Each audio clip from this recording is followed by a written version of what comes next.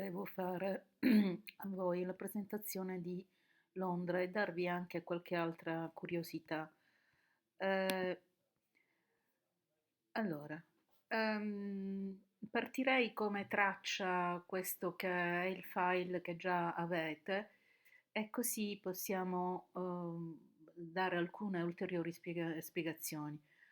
Come voi ricordate, eh, London is the capital of United Kingdom and also the capital city of England. The United Kingdom is a nation formed by four states: Scotland, four countries, Scotland in the north, England, Wales, and Northern Ireland. Each of these countries had and has its own flag.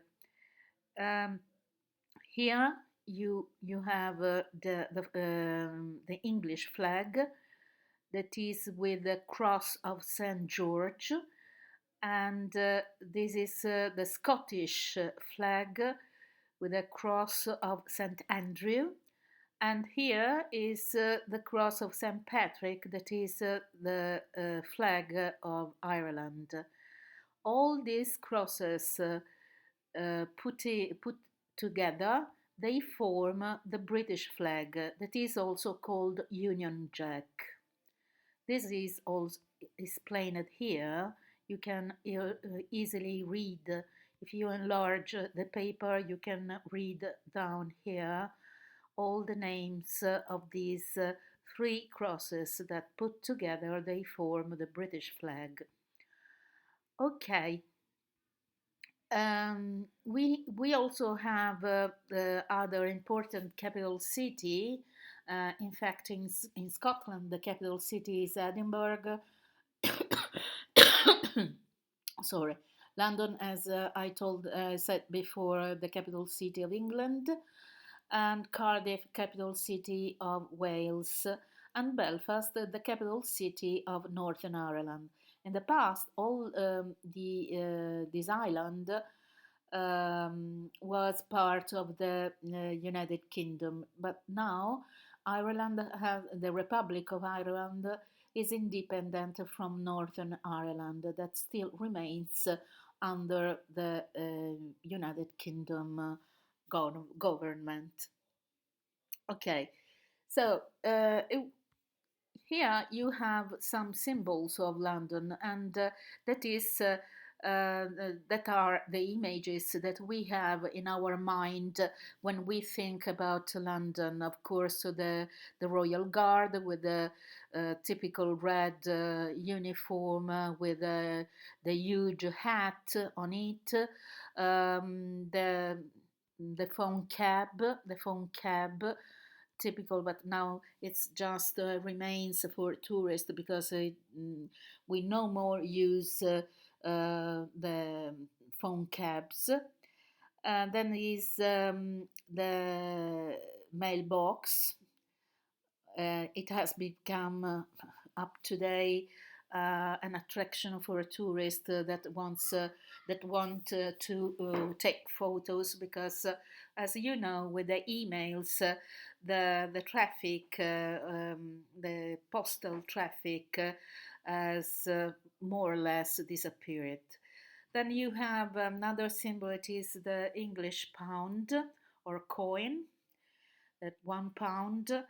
And another image is pubs. If you think about London, you think about pubs, but you must remember that pubs is the abbreviation for public houses.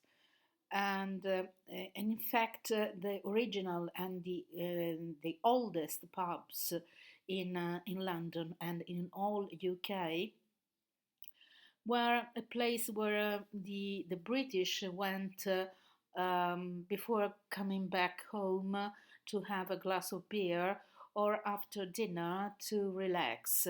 And each of each one could choose the pub that was more suitable for them. For instance, there were pubs to play cards, for instance, pubs to listen and play songs, or pubs where you could go with families. You still can still find this kind of traditional pubs. Um, not in London, but above all in the small cities around London and the suburb of London, and they are still used as a second house where the people can meet together. Then there is another image that are the bobbies, that is the nickname of policemen or traffic agents in the street of London. And another image that you have in many souvenirs that you can buy in London, the double-decker bus in red.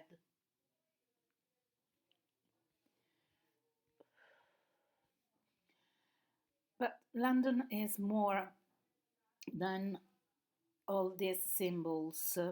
If you want to go there, if you get there, of course you want to see those images with your own eyes. You want to see the most famous and popular landmarks such as Buckingham Palace or London Bridge or Tower Bridge or the Tower of London that you have studied on books during your English lessons at school. But you could be astonished and stunned if you go there because the city is really enormous and you have many boroughs and each borough is like a city in the city. The city of London has expanded a lot and um, during the centuries from the original Londinium that was founded, the city that was founded by the Romans, and then when the city became the capital of the Norman kingdom in Great Britain.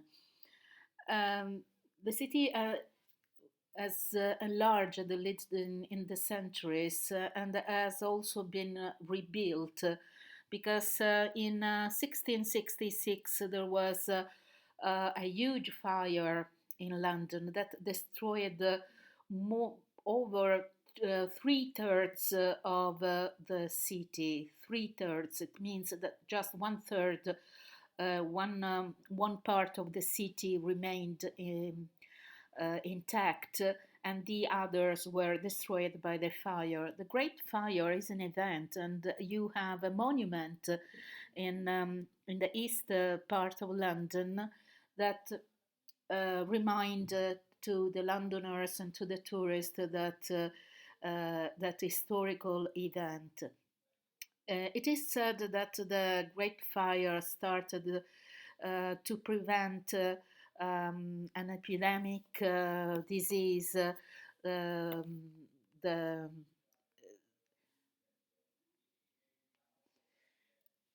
that was in that period. That was the the la peste, la peste. I don't remember exactly in English how you can say pest. The plague, yes, the plague. The plague, and they knew the doctors knew that the only way to stop the plague was to give fire to everything in order to stop the virus and the disease. Um, then, in recent year, after the Industrial Revolution in the 19th century, the city has extended in the East End. The East End is another part of London that is towards the end of the River Thames. towards the port in the North Sea. And the East End was in the past, during the 19th century, it was the part of London where all the industries were built and where all the workers lived near the industries, near the factories. Nowadays, the East End has been converted, all the buildings and the old factories have been reconverted in structures to host pubs, markets, and even exhibition. An example of this is the famous Tate Gallery, that is the Museum of Modern Art, that is just at the beginning of the East End. And even Greenwich, that in the past was the port, was a village, a fisher and navy village on the port of the River Thames, on the River Thames, nowadays is part of the Greater London. And in fact, now we can divide the city. We can say that the city is recognized as not only as London but Greater London. And Greater London, as you can see in the picture, is you have the center of the city, and this one, and then this is another expansion, and all these on this part that is a circular part around the heart, the center of the city, the original ancient city that was historically founded by the Romans, and where all the ancient history of London was held. Um, that part in the past were cities out of London. Now they belongs to the municipality of London, and they are called, all this is called Greater London. Um, I spoke just before. I have spoken and quoted the East End. In fact, the normal way to divide the city is to divide London into East End, that is the part towards the North Sea, where the River Thames ends, the city, the historical heart, the West End, that is the West End is the aristocratic rich part of London, and then the South Bank, that is on the south bank of the River Thames, and the north. So we can divide the city in four main part, each part with its peculiarity. Um, Another thing that we can imagine about London is speaking about the landmarks and what a tourist wants to know. The royal residence, for instance. All of these you have on page 42, Sights of London. You have Piccadilly Circus, Buckingham Palace, the House of Parliament, the Bank of England, the London Eye, Millennium Bridge, and Covent Garden. I want just to spend some few words about each of them, some words more in addition of what it is written on the book. So, Piccadilly Circus. Piccadilly Circus is a famous meeting point for tourists. It is not a square, it is rotatory with a statue in the middle, a fountain, and a statue on the top, and many steps where you can sit down and have a rest. And why is it important? Because Piccadilly Circus is in the crossway of four main streets. The most important and the most popular is Regent Street. Regent Street, we can compare Regent Street to the richest, one of the richest street for shopping. I mean that here in this street there are all the most stylish shops and gift shops. Such as Valentino, such as Louis Vuitton, etc. So it is the street for shopping for rich people. And but when there are some soldiers, you can do a good business. More or less around this street there is another important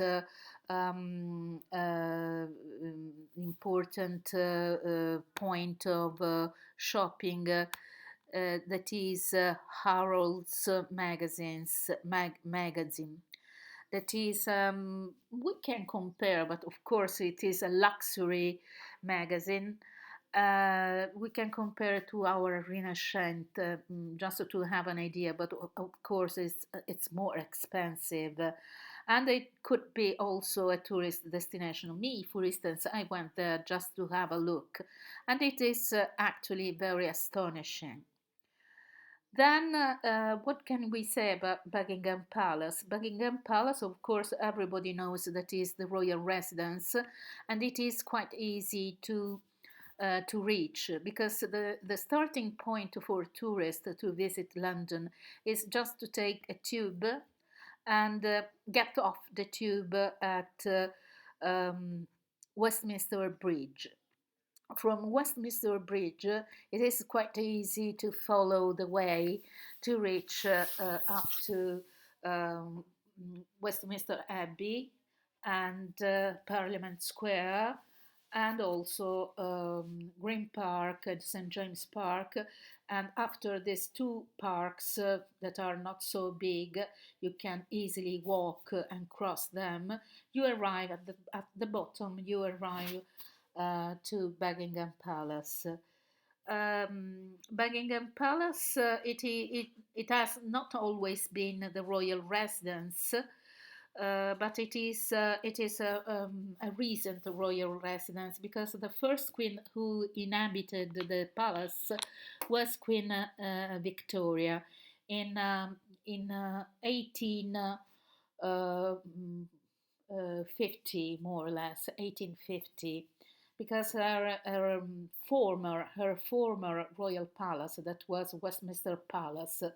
Nowadays, we recognize it as the House of Parliament, but the original name is Westminster Palace, that, and was the original royal residence. So her residence was burned by a fire, and the Queen had to move to Buckingham Palace. The name Buckingham is taken from the Duke of Buckingham, because the residence, the palace, belonged to the Duke of Buckingham, who gave his residence to the Queen. And the Queen was very glad because the residence was new and stylish, so she decided to remain there instead of coming back to Westminster Palace. What a tourist wants to see at Buckingham Palace, it is not allowed to come into the palace while the Queen is inside the residence. Only in summer, if you book in advance your visit, you can enter into the palace just to visit the ground floor, and the ballet saloon. But another thing is that you can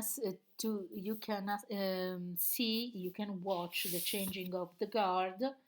That is very renewed, very popular.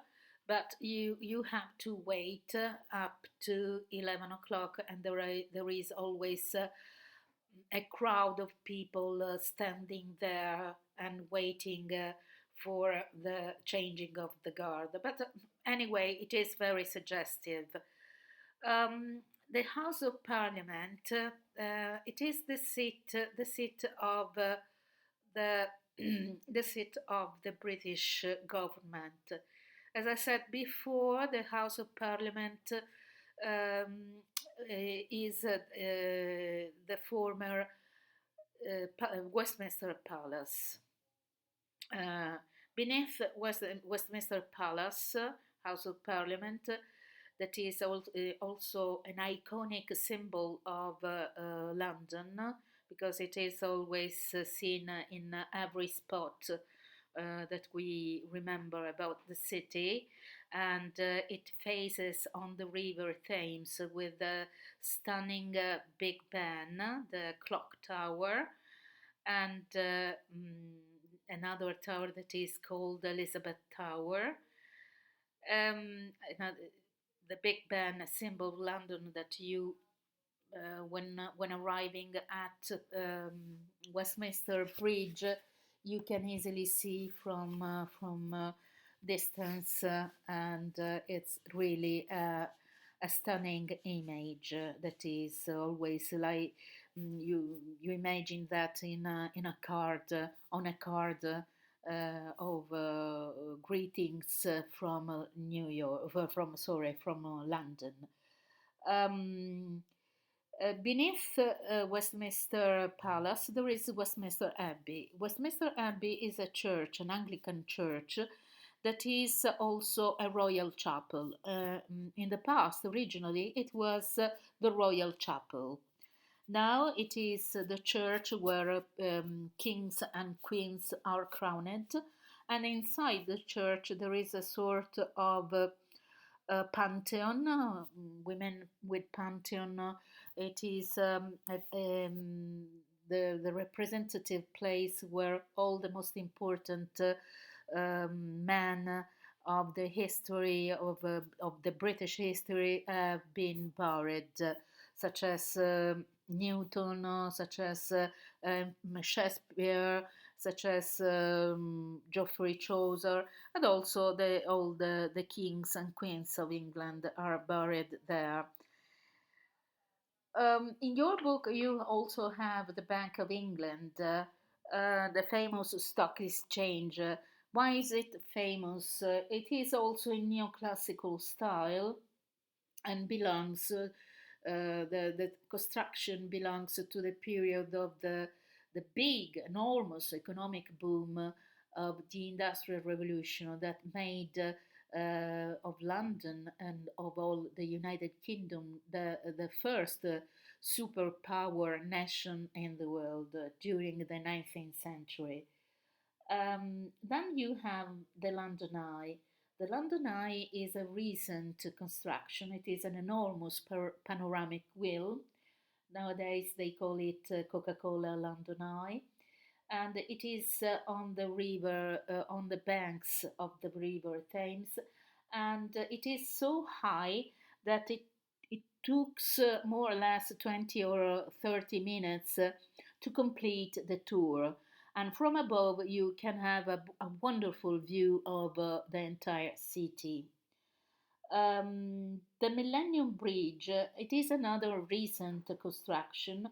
It is a pedestrian bridge that takes you from St. Paul Cathedral to the Tate Modern, the Tate Gallery, that is the Museum of Modern Art of London.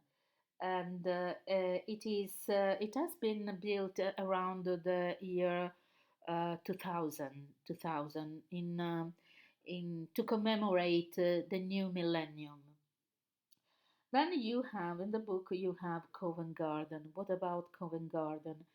In the past, Covent Garden was a market. It was a fruit market, fruit and vegetable market.